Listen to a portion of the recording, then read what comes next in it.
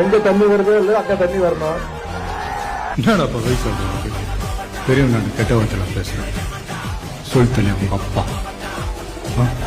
ஆனா தப்பு. எதுக்குடா அவனை தொட்ட? அவன் சுடு தண்ணியிலேயே கைய விடுவான், உன்னை சும்மாவா விடுவான்?